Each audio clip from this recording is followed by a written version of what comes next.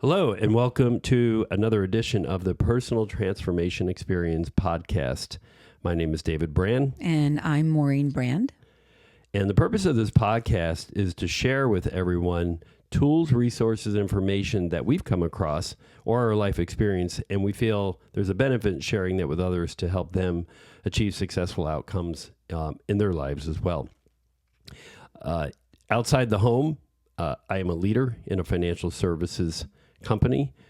I've been in management and leadership all my adult life. So sometimes some of the things we'll discuss here are kind of reflective of what I've done in my career. Yeah, and I work in early childhood development. I'm a early childhood developmental specialist in early intervention, and I work with children and families with children with disabilities.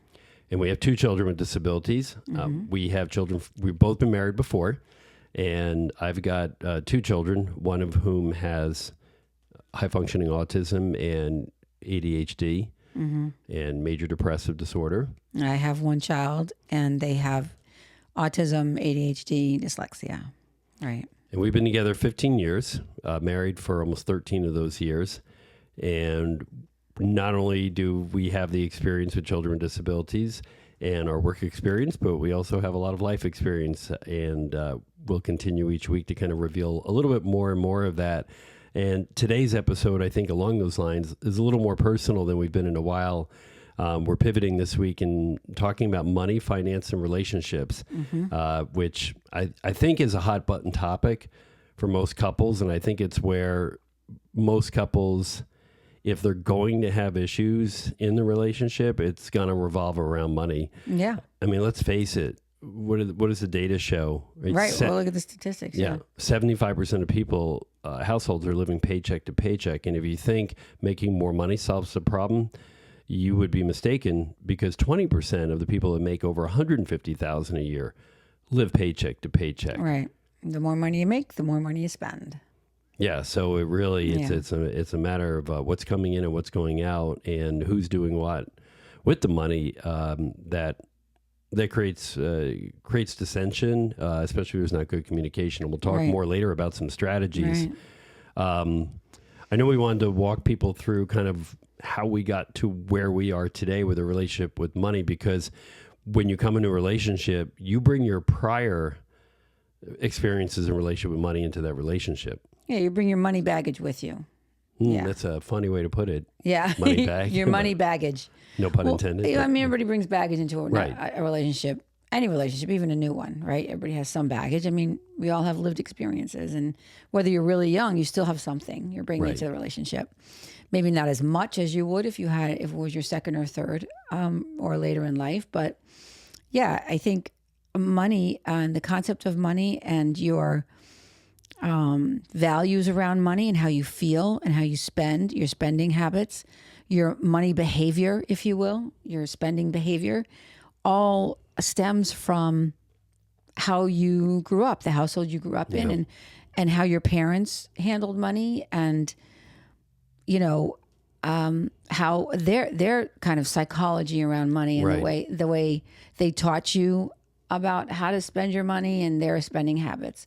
So, yeah, and your experiences as a child and how you grew up. Yeah. 100%. I mean, that's come to bear for us, especially for me, growing up. I mean, we were just poor all the time. And it was interesting.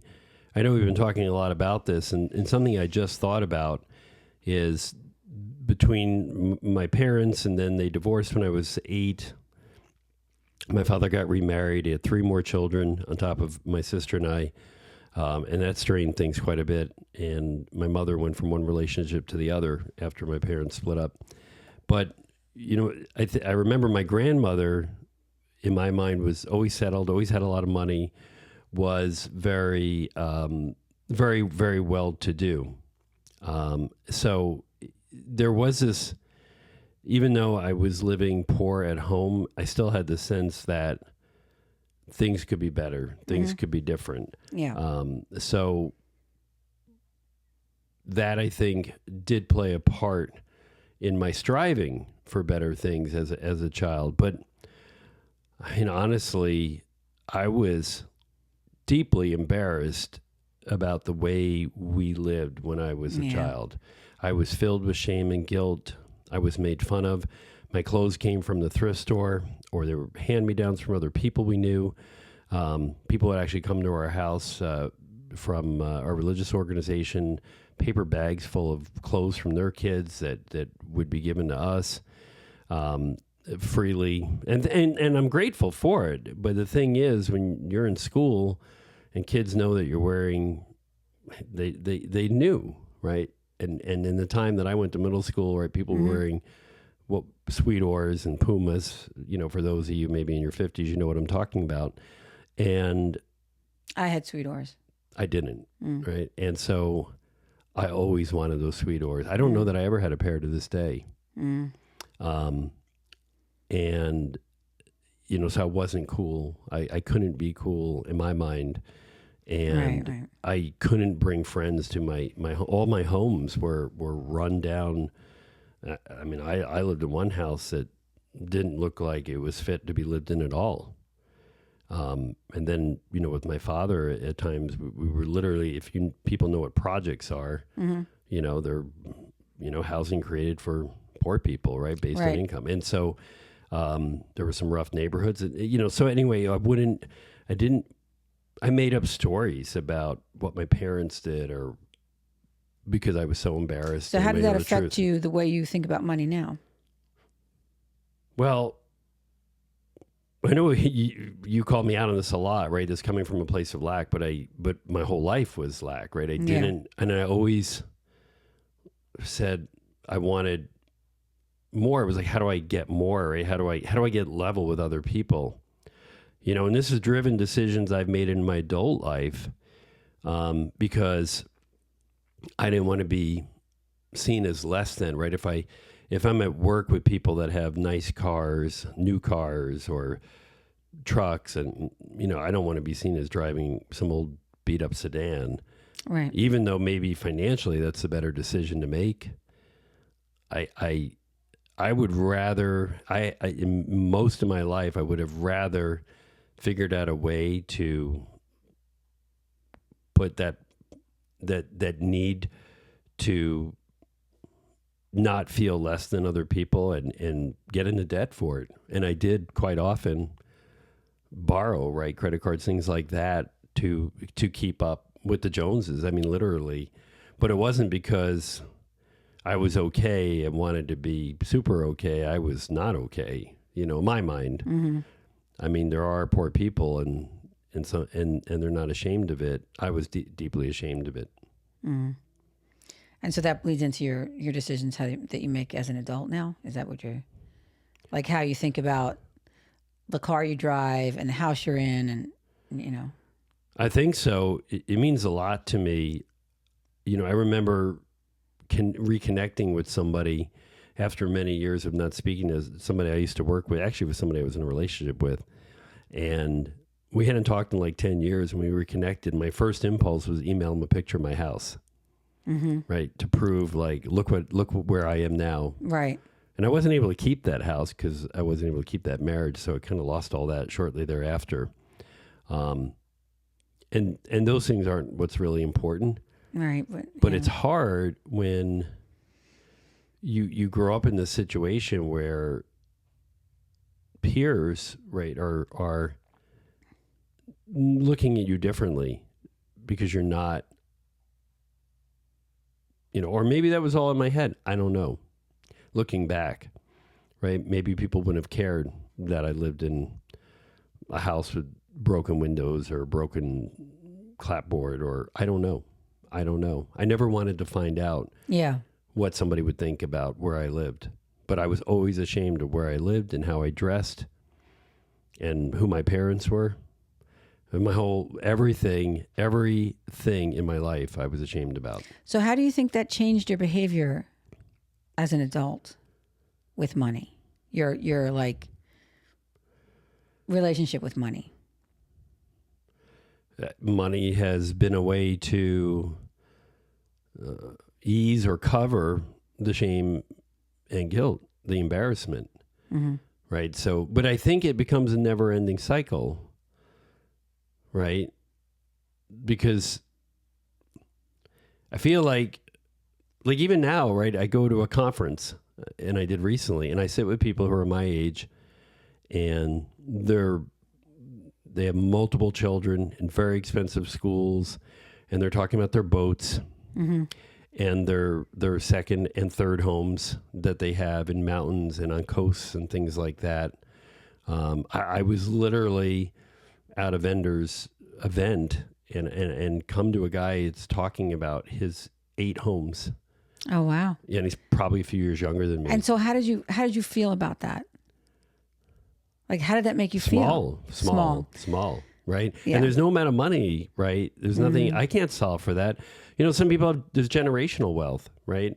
And I did have my grandmother pass, and it was a small amount of money, and I used it for a down payment for home, but, so it's not like I've never been on the good side of receiving things, but there are some people whose families have millions of dollars. Yeah, and it's so interesting because when you talk about stuff like that, if I see people like that, that inspires me.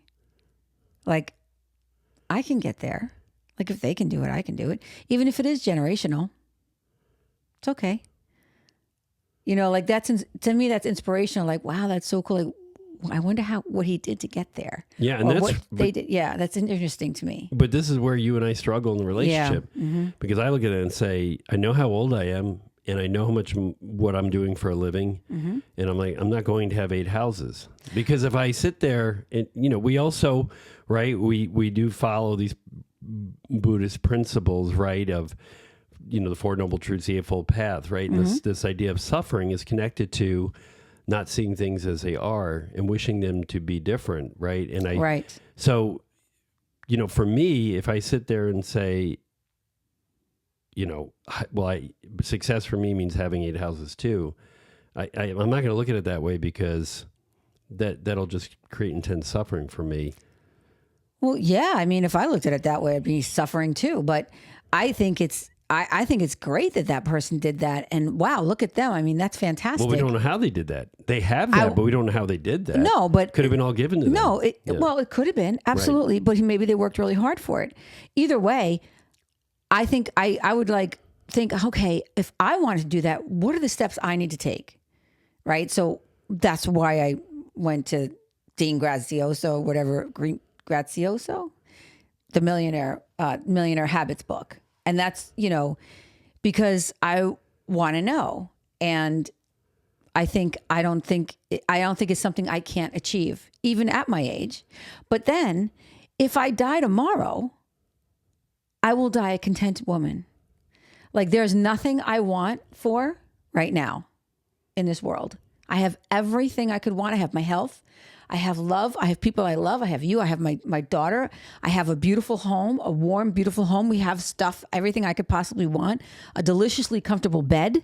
I mean, I'm in excellent health. I have my education. I have a job that I'm working on, making better.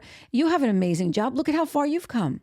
You went from that little boy who lived in the projects with no money to an MBA in an executive position, making the salary that you make, which is phenomenal. So, well, yeah, I mean, just to be clear. So we were receiving food stamps, and we were receiving welfare. My mother was getting disability because she had several mental health conditions. So it was, and I still remember the therapist who told me. But I just brought up all the amazing things you've done, and you went, just to be clear, back to the food stamps. Well, no, I just want to make sure people see how far I've come, right? It wasn't just that we were poor, but we were getting public assistance. Yes. Yeah. I mean, because there's poor, right, and barely getting by, and then there's getting public assistance and being poor too. Right. Right. Mm-hmm. And just to say this, right, I qualified for free lunch in school. I wouldn't take it. I know. I went hungry. Yeah, I remember you told me that. And I was on track, and I ran on an empty stomach because I wouldn't take the free lunch. And you know why? Because in those days, they gave you a punch card ticket.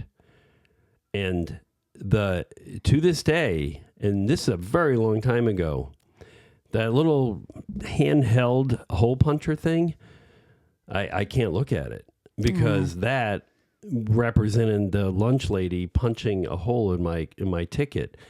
And the very first day we moved and I went to school and people, and I realized very quickly how I stood out by having that card punch. They don't do that today. No, So everybody kids- has a card. But Yeah. you were stigmatized, right? Yeah. And so that was it. And, you know, and then that actually prompted me to work over the summer. So I would have money after that. That was 9th grade. And after that, I worked every summer and I made sure I had money so I could either bring something to school or I could buy lunch at school. But that 9th grade, actually what I did is I scrounged up nickels. I could get a little carton of milk for a nickel and Italian bread with butter for a nickel. So for 20 cents, I could get 2 milks and 2 breads with butter. And that's what I ate for lunch. And then I ran track after school, and we had to run 8 miles for practice. And I did that on 2 pieces of bread and milk. Wow. Because of the shame that I felt. Aww. And it's so powerful. Yeah. To think about it. So everything I look at is in the context of comparing myself to others and where they are and what they have and what they're doing. And even I'm triggered by you telling me that when you see what others have, you say, well, I can get there too. And that, oh, wow, that doesn't feel right to me because I know, because I try and be a realist, right? So I have this thing where like, okay, well, I know how old I am. I know how long it takes to get there. Is it realism or is it shame? But your throat's clogging up. You're getting so... Well, I should have brought my water. So if you don't mind, I'll take a sip of yours. But here you go. Why don't you walk us through what your relationship with money is? We'll get back to me. It's getting intense. We spend a lot of time with me. Yeah. So my relationship, I mean, look, I didn't grow up in a family that we weren't poor. We always had what we needed. We weren't wealthy. I mean, we were perfectly middle class, right? My dad was a cop. My mom was You were one of 4 kids. One of 4 kids. My mom was a teacher. And we lived in New York, in the suburbs of New York, just about 45 minutes right outside the city. And, my dad worked 2 jobs. He worked, I think it was a bus driver and a cop. And my mom was always a hairdresser. She used to do people's hair in our basement. They would set up the basement so people would come in. The basement was like a little makeshift salon. And then she got a job teaching at the local trade school as a cosmetology teacher. And she also worked in salons on the weekends. So everybody worked, 2 jobs. And, but she was home with us for most of my childhood, for a good portion of it. But I had an abusive alcoholic father and who really just basically drilled into my head that children should be seen and not heard. And I had nothing of value to offer to anything out of my mouth. Like if I spoke, that I was stupid and, I wasn't enough. Like that's what kind of I got growing up. And there was a lot of, verbal abuse, a lot of physical abuse, a lot of emotional abuse. And so it was difficult. I grew up thinking I didn't have the intelligence or the ability to really make anything out of myself. All I had was what I look like. And, I never felt like that was enough either. So my relationship with money was, I just never had any value because I wasn't able to make enough money. And so that was where my values sat. And, I remember working in my 30s. I kind of got myself together and I was working and I worked like several jobs. And then in my 30s, I landed a job in a corporation and I did well there. I learned a lot and I got promoted to training salespeople in this software that we used for forecasting and so forth.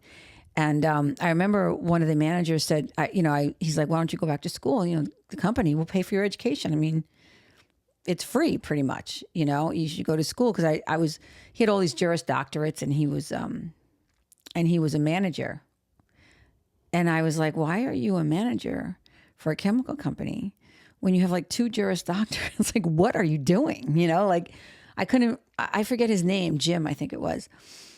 I'm like, he goes, well, and he turned around, he said something, and then he said, well, how come you're not in school? Like, you're intelligent. Why don't you go? I said, no, I can't. I said, I don't feel like I'm smart enough to go to school. He says, first of all, you are. And secondly, school's not about how smart you are. It's about persevering. It's about finishing. Hard work. It's about persevering. It's nothing to do with intelligence. You can finish your education. You just have to do it. You have to go, commit, and do it.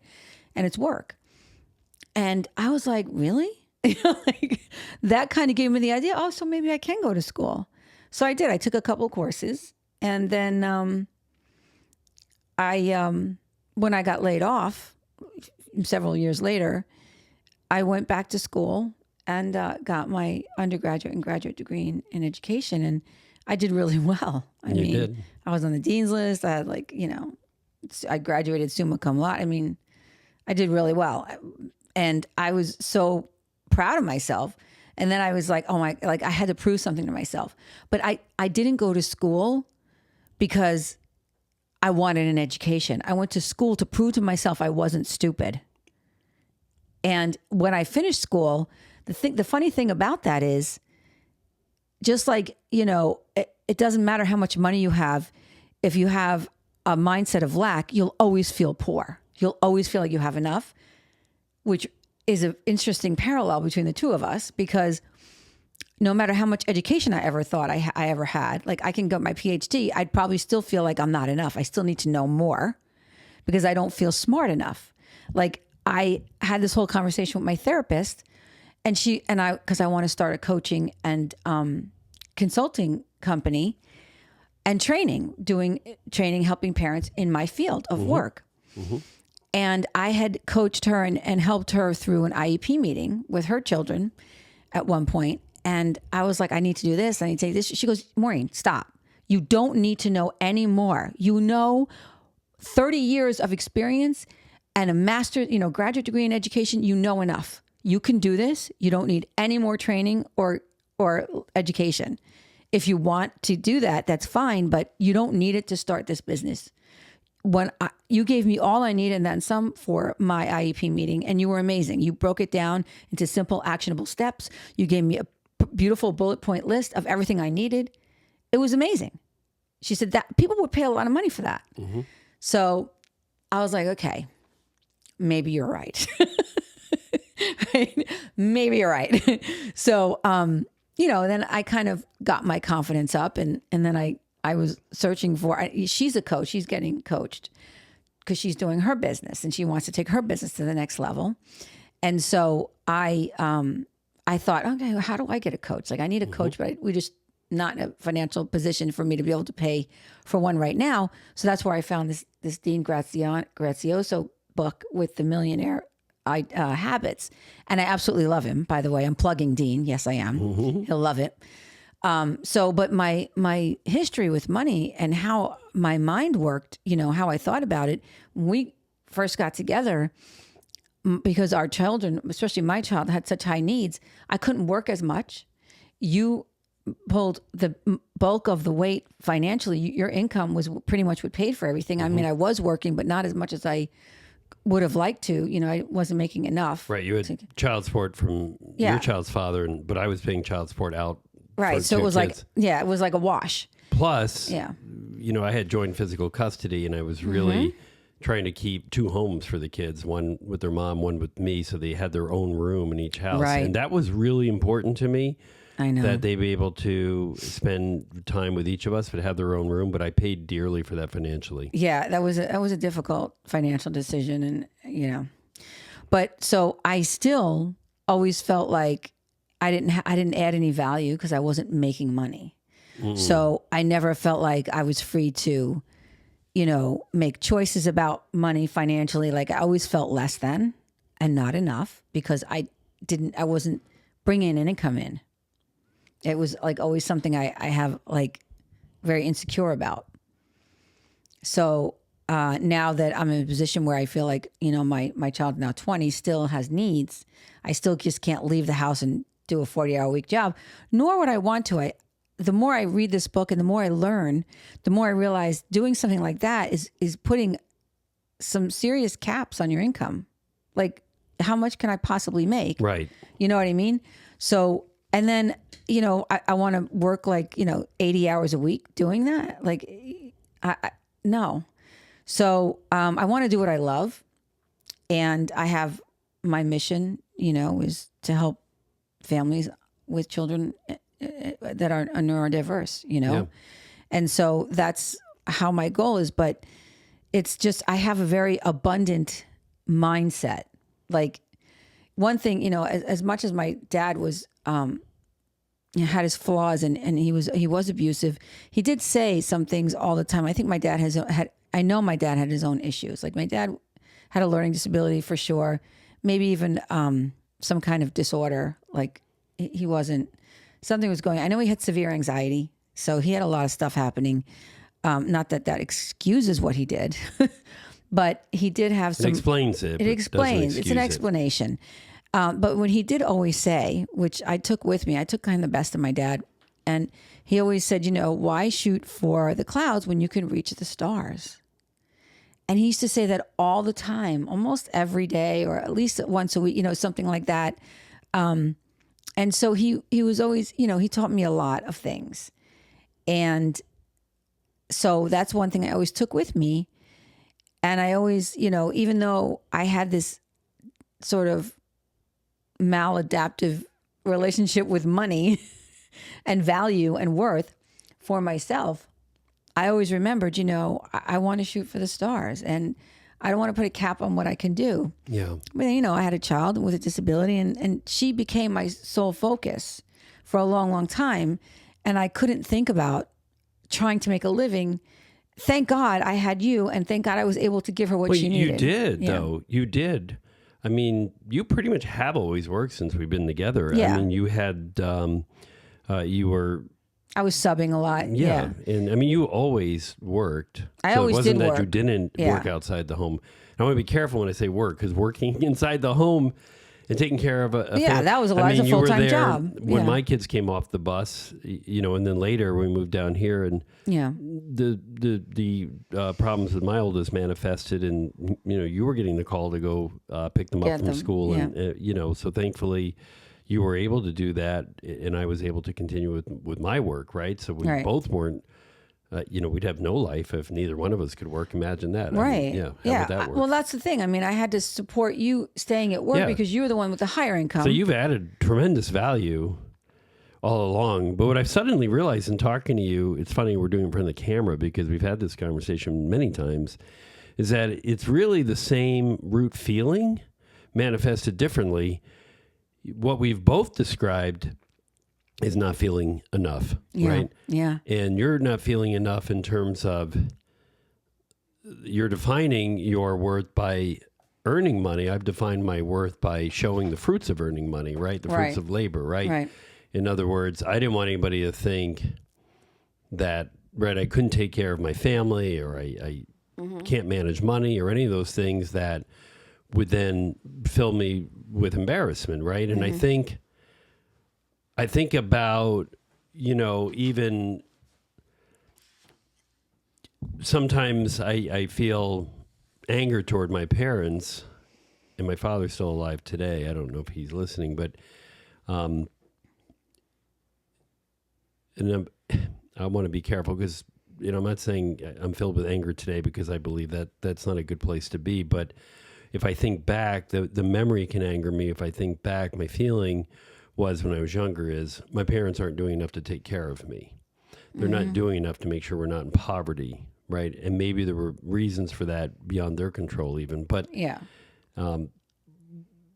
choices, right?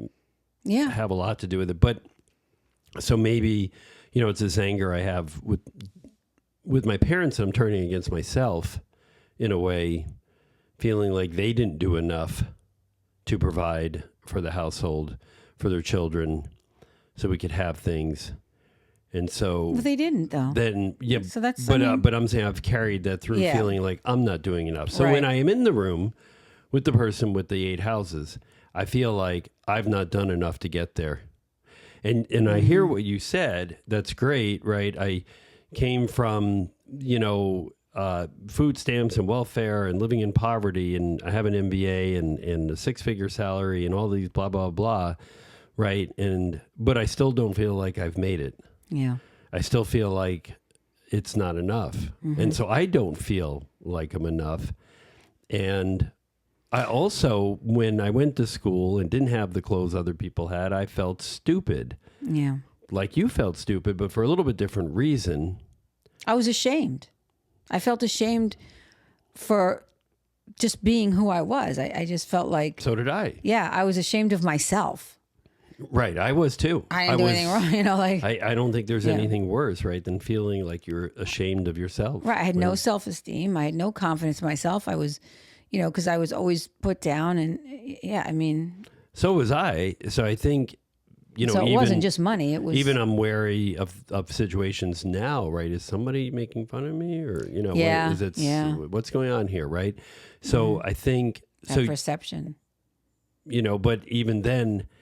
And so somebody's not overtly making fun of me. If I'm at a room of people, like I literally was around somebody the other day saying, "Yeah, we have a second home, and we have a sailboat, and we take our kids out on the ocean, and we fish and everything." And I don't have a story like that, And not everybody. That couple we were talking to last night. The guy across from me. He doesn't. Yes, he does. He has a boat. That's who I was talking to. Oh. So I don't want to get too personal about who we're talking about, but and this is quite often, and that person's younger than me, right? So it does, and I get everything you said, and that's great, right? But it doesn't change the fact that I just simply feel inferior, and I don't feel like no matter what I can do, it's enough. And so maybe when you say, "Hey, I'm going to go and I'm going to make 100,000 from this job," I don't think it makes a difference. You say 100,000 or $1 million, it wouldn't be enough. Maybe that's what I feel inside. But it makes you uncomfortable. It literally makes you uncomfortable. Like there's a part of you that is triggered in a big way, and you're really uncomfortable with even hearing me use that number. And you're like, "Well, that's not what it's about," Because there's no amount of money that's going to make me feel... Right. But no, we were not put on this earth to be poor. We were put on this earth to prosper and thrive to the best of our capabilities. And that means, obviously money is what is needed to do that. So you do what you love. There's not one millionaire out there that's not doing what they love. No, it doesn't work that way. You do what you love and then it comes. And so, yeah, and that's what triggered me, I think, when you said, I'm going after this money goal. I'm like, but what about going after a what you love goal?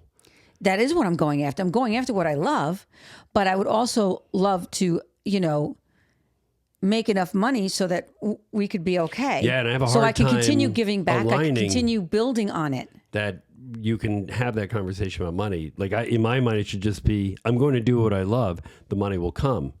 Without a money goal, but maybe that's... But for me, it's important to have the goal all around, right? So I have those goals about my mission, but I'm not here to do it for free. I'm not giving it away. Yeah. I worked really hard and I'm still paying student loans. I worked my ass off to get my graduate degree. I get it. There was also... With a baby. thing in my household, is that, I had very deeply religious Christian parents, different passages or paths rather on Christianity, but both of the mindset that you forsook all material possessions and what God wants you to be is poor. Yeah, I see comments, millionaires suck and all. I'm not sure, like if you feel that way, then, obviously you're never going to be a millionaire because you don't want to be what you hate. So if you hate people that have a lot of money, yeah, I guess my mindset was turned against that. That's tricky. That's a lot of conflict then. So yeah. How could I get the capitalism piece. My daughter talks about that a lot. Capitalism, capitalists, and and she talks in negative terms about that. And I'm like, okay, so you have an iPhone, you have an iPad, you have all these games, you have all these things. How do you think you got them? Right. Do you think that it just appeared? Because capitalism is why you have them. So that's kind of what makes the world go round, right? I mean, there's nothing wrong with that, but you do it ethically and you give back. I mean, I think about the $100,000 as that is a point where I will be able to reinvest in myself, my company, and give back even more. It's actually not a lot of money. It's not a lot of money. You make way more than that. Juan Soto from the Mets. It's not a lot of money. Did somebody tell me he makes $38,000 a minute or something? I mean, so I don't think it was that lofty. No. Yeah. $100,000 is nothing today. No, it really isn't. I guess. Yeah. So for me, it's like a turnoff to focus on making the money, right? Because of the way I grew up. One, because. But that wasn't just the focus. Yeah. That was part of just setting a goal for the business. That's what I heard. Yeah. So that I can, It's what I heard because it's the lens of my perception. That's all you heard. That's all you heard. Right. And people, by the way, if you're watching us, and I hope you are, Ray, I hope we have more than one person watching us because I feel really, what's hitting me about this conversation is if you're watching us, you say, I came here for advice. Sometimes we're not going to give you advice. We're going to model a real relationship. This is not scripted. A conversation. Yeah. Because this, I didn't know we were going to go down all these paths, and that's okay. But couples do need to have these hard conversations that we're having about water. Mm-hmm. Where we are why we are who we are, right? In terms of how we look at things, because you getting to get under the hood a little bit more with me about why I have these issues, right? We had a big kind of blow up this week. Maybe I'm exaggerating, but we had friction. We had a bit of a tiff, a lot of friction. We had friction over the fact that you are setting goals, and I initiated this saying we've got to sit down and make goals for 2025, financial goals, relationship goals for the kids. And I did, and you lost your because it didn't occur to me you were going to make a hard money goal that I didn't think was realistic. I thought it was going to be, we're going to do this and we're going to put this in motion and we're going to write a business plan and all that. But the hard money goal is not for you to make, it's for me to make. And also too, the business plan that we do at work talks about how much money we're going to make. And I just did the budget. So yeah, you're the money man. So it is interesting. It is interesting how you didn't, and at work, I'm so positive about how much money we're going to make. Well, that's why I called you out on you're like, I believe in you, I support you, but you don't if you don't think that that's something that I can do. And if people don't believe me at work that I say we're going to make the money we make, I get indignant. Mm-hmm. So why do you think that happened to me then? I get it.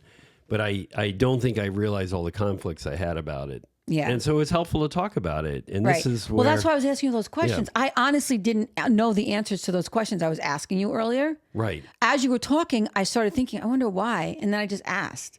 Because I think it's important that I understand you better.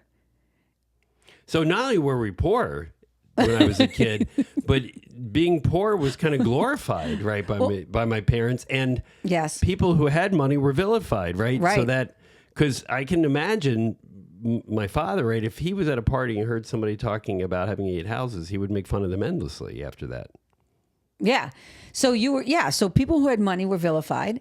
And so you grew up thinking, and so you probably are at huge conflicts with what you have. And that's why that's why you never have enough money. Or you make decisions so that you're always behind the 8 ball financially.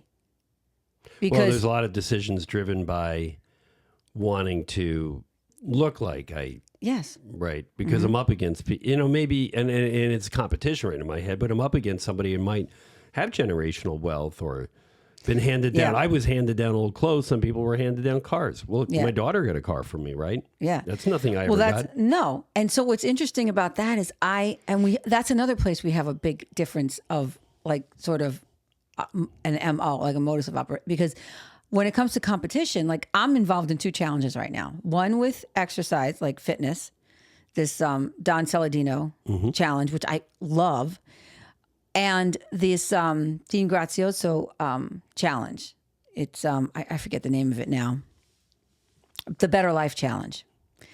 And I sent it to Patricia. She loves it. She's excited. She's on it too. Good. So I'm doing these challenges, and there's people like, you get so many points and you're competing. I don't even look at that. I am so not a competitor in that I will bring my best self to the table, and I will compete against myself. I expect myself to be better tomorrow than I am today. And that's how I look at it. I don't pay any attention to what anybody else can do, how much they can lift, how much they exercise, if they did more, if I see something and they're like, oh, I did this, this, and this. Good for you. Good for you. Like, that's awesome. Like, I know my age. I mean, I'm not like some of these are 30-something people that are like running 5 miles and working out for an hour. And I'm just like, okay, I used to do that. That's not me anymore. I mean, I have to but I'm happy with how I feel. And if I finish my workout and get my 10,000 steps in, I'm on top of the fucking world. Like, I'm so happy because I did what I wanted to do and I eat really well. And so it's a support. I love being part of it. It's a challenge for myself. I'm challenging myself. I don't care about what other people are doing. I don't really look at it as a competition, which is what I did when I played soccer, like when I was younger. Everybody's like, oh, we didn't win. I'm like, it's okay. It's all right. It's good. We had a great game. Like, I love the game. I love playing soccer, and that's why I was the best player. And I'm not saying that to brag or anything, but I was the best player because I loved the game. I didn't care if we won or lost. Everybody, the people who really was like, we have to win. They're the ones that made mistakes. I'm playing the game because I love it and I want to do it right. And I want to be my best self when I'm playing. And I've always thought that way. And I don't know where it came from. I don't know how or where it came from, but it's a strength of mine. It's one of my gifts or flaw, whatever you want to call it. Like, it's one of the things I do well. And I think about things in those, because I have parents who will tell me, this one, I feel so bad. This one is, this kid, parents are talking about this kid doing this. And I'm like, listen, let's focus on your child. Yeah. It doesn't matter. Let the rest of the world fall away. Because the minute you do that, your child picks up on that. You want to visualize the best outcome for your child. Keep that in your mind and stick to that and celebrate the little, your small, progress. The small steps that he makes in his progress towards his goal. You can't look at other kids. It's not going to help you. It's not going to help your child. It's not helping anybody. You're going to feel bad if you think in those terms. So I don't, that's just interesting that I do that. And I learned out a lot about myself in taking these challenges because there are people who are very competitive. I don't really care, but I feel like opportunity just falls in your lap when you have that sort of mindset of, I have enough. I may not feel like I'm enough, but I have enough. No, it's but good I do feel like I'm way. enough now. I feel better. Like, I've really kind of worked a lot on myself and I don't feel like I'm not enough anymore. I feel like I am enough and I'm more than enough. And I have everything I possibly need to get where I want to go. And there's no stopping me. I don't feel like there's any barriers in my way at all. That's fantastic. No, it's a great place to be. Yeah. And I think about setting realistic goals. And actually, I just came out of a situation in work. We had one of our board members was kind of like, I would say, picking on me a little bit for making a bigger goal than we were able to hit this year. And I said to him finally at the end of the day this week, I said, well, we shot for Jupiter and we got to Mars, right? So the Uranus joke. I don't want to get into that. But, so there's a case where I'm kind of defending myself. Yeah. Like, I shot further, and did well, right? So what if I put the goal way out there? I did well. You're gonna make yourself reach to that goal, and if you get close to the goal, that's what my dad was saying. You don't want it. Why limit yourself? If you reach for the sky, you might get to the top of the trees. Right. And what if I had shot for the moon, right? I might even not have got it out of our atmosphere, right? Exactly. So, I mean, in terms of goal setting. So, and then if you set a goal too small and you beat it, then people in our business say you're sandbagging, right? Right. You knew you were going to do better and you made a goal, so make yourself look good, right? So we have that piece too. Yeah, but I think, I don't think there's anything wrong with setting a goal. It's been a healthy conversation. Yeah. So I'm glad we were able to have it out here and get to know each other better after 15 years in front of the camera. There's always something new. But I think this is, good. It's everything I was hoping for with the podcast too, is that we could just model how we talk to each other, right? And and if every couple, you don't have to have the conversation the same way we're having it, right? Everybody's different. Be who you are, right? But right, you're not judging me. I'm not judging you, right? No, at no point did I say, how could you feel that way? Or how could you, we're coming from the place of, I believe you, tell me more. Right. Well, I did, to prepare for this podcast, I did the research, right? And I pulled from Forbes magazine and another famous financial journal or magazine. Okay. And the gist of it was, there was like across, I think there was actually 3 articles, and across all those articles, the main gist of communicating, money in relationships and the best way to deal with it is open communication and honesty. Right. Be transparent. Don't be afraid to talk clearly about it. You can get upset. People are going to get upset. We're humans. We have emotions. We need to be able to tolerate that. Like we got into that fight. I was angry. Right. But we didn't go to bed angry. Right. We were just, at the end of the day, I mean, I kind of like had it in my head, I'll double down. Well, we didn't go to bed angry because you knocked me unconscious. So. I was tempted. But yeah, that's true. No, but I mean, I doubled down and I was like, you know what? Fuck him. I don't need him to believe in me. I don't need him to trust me. I know what I'm doing, and let him think whatever he wants. I'm not going to let his negative energy bleed into my incredible positivity and thought of abundance. Right. That's funny, because I got feedback at work about this guy who was making the comment. He's like, you just let his comment roll off you. And I said, yeah, I'm Teflon. That's how I responded to that. Yeah. But in a way you are too, but you kind of need to be in life, even with your partner too. Yeah.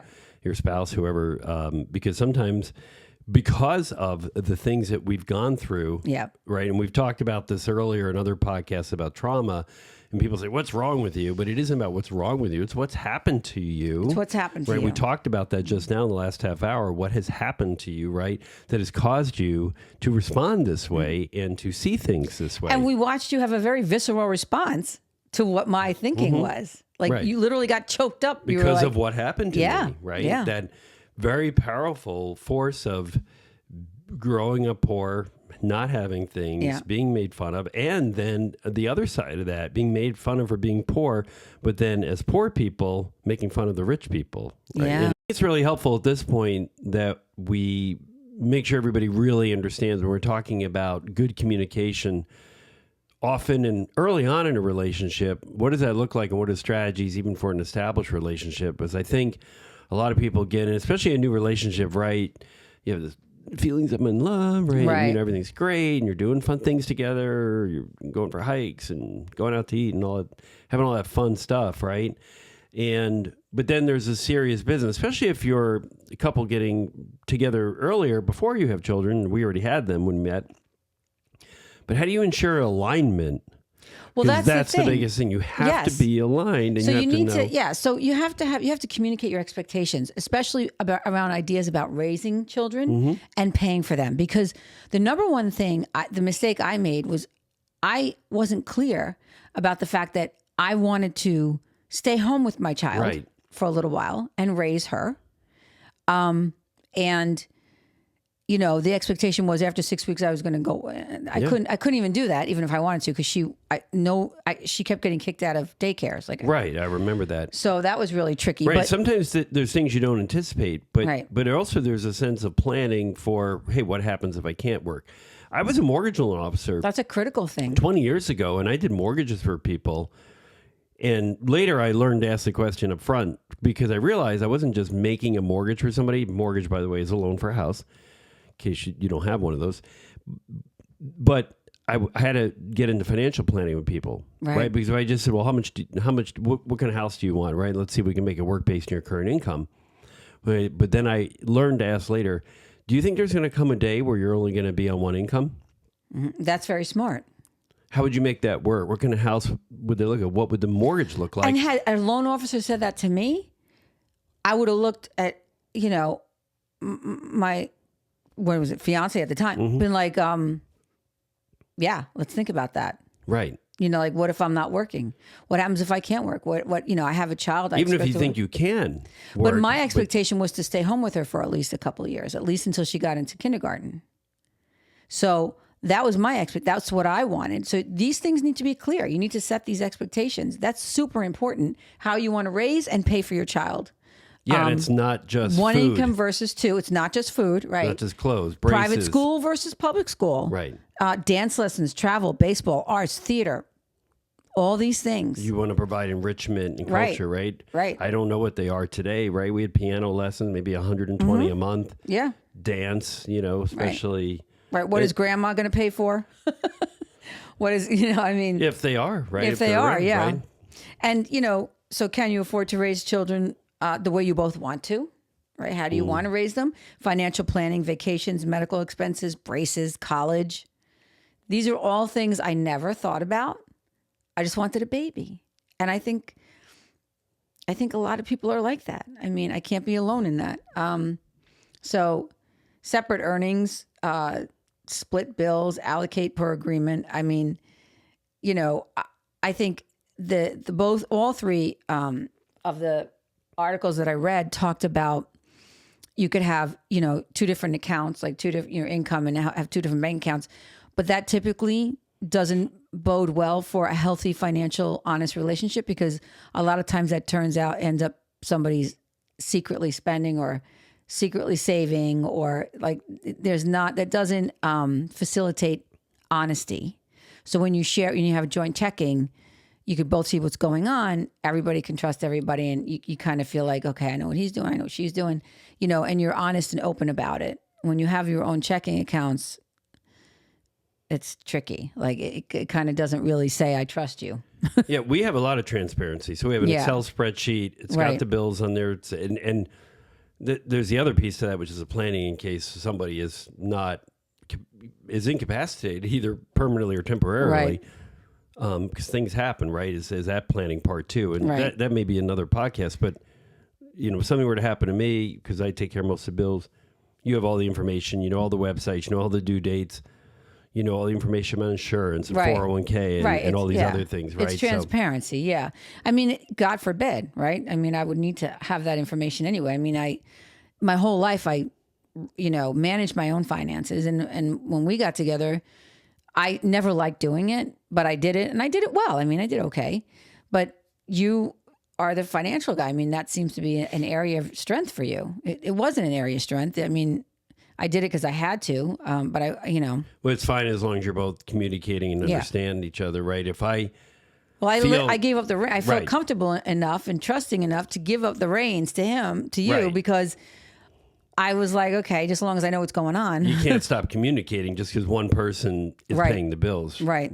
You have to have clear communication about, hey, I'm taking care of the bills, but this is where things stand, right? Right, exactly.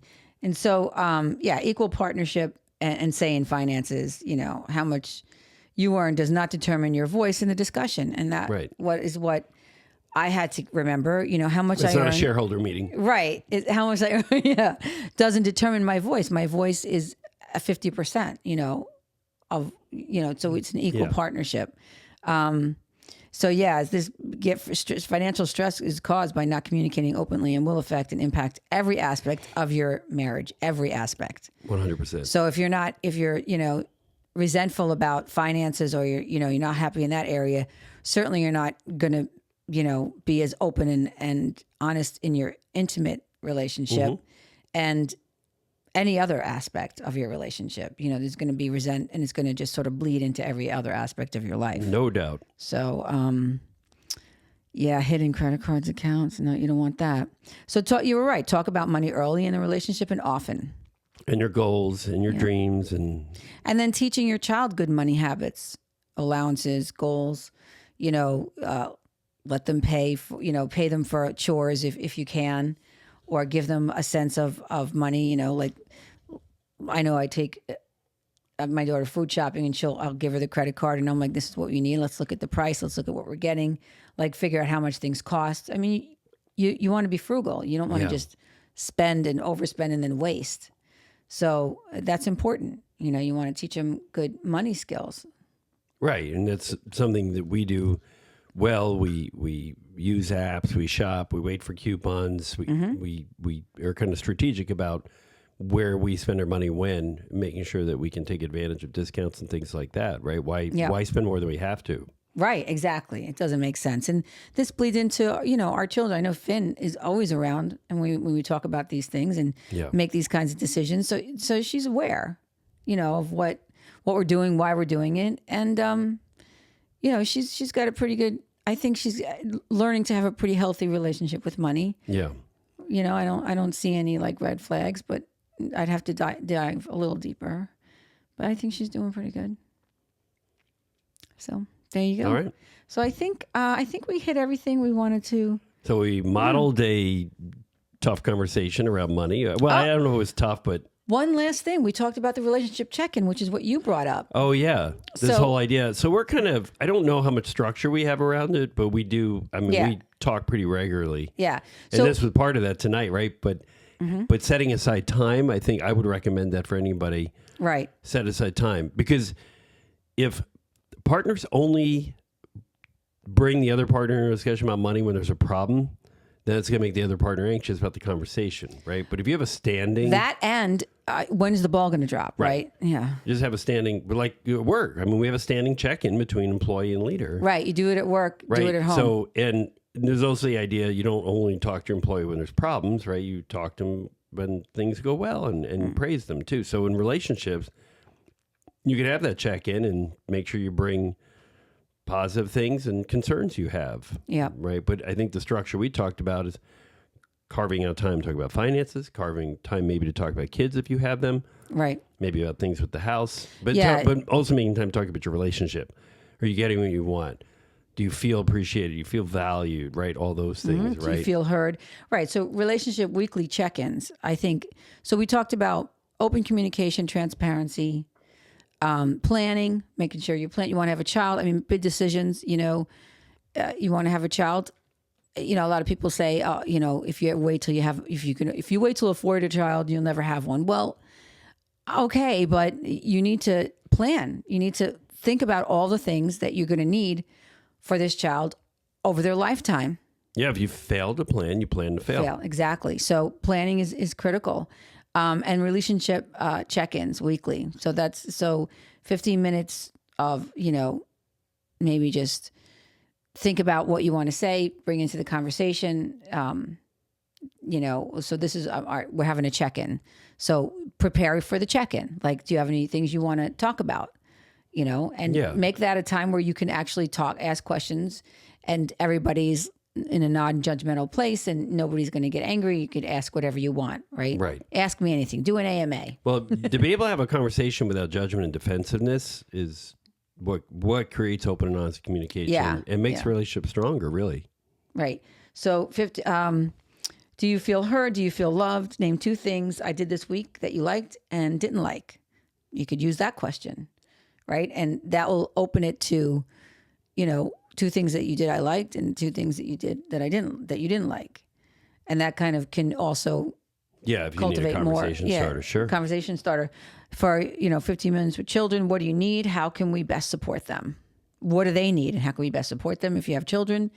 And financials, how are we progressing to our financial goals? Review the budget, expenses, and income. So whatever goals, set goals for yourself. I think goals are important. Smart goals, like you said. And where do we stand? Where do we stand? Where do we want to go? Where do we see ourselves a year from now? I love that. I know you didn't like that exercise of if you had the perfect year. No, I do. You created the vision board last week. So that was great. I love the exercise. Yeah. The best year, if you had the best year of your life, where do you see yourself a year from now? How do you see this year going? If it's the best year of your life, where do you see yourself, right? I'm in Greece. I'm in Santorini. That's where I am. But no, seriously, those are our takeaways. So try that and leave us some comments and let us know how it goes. Yeah. And if you're new to this YouTube, please subscribe, visit our Instagram page. Yep. And follow us and like us, hopefully. And share, I think you said it, share any comments you have. Yeah. Let us know how it goes. So until next time, have a great week. Thank you for watching. Thank you. Bye.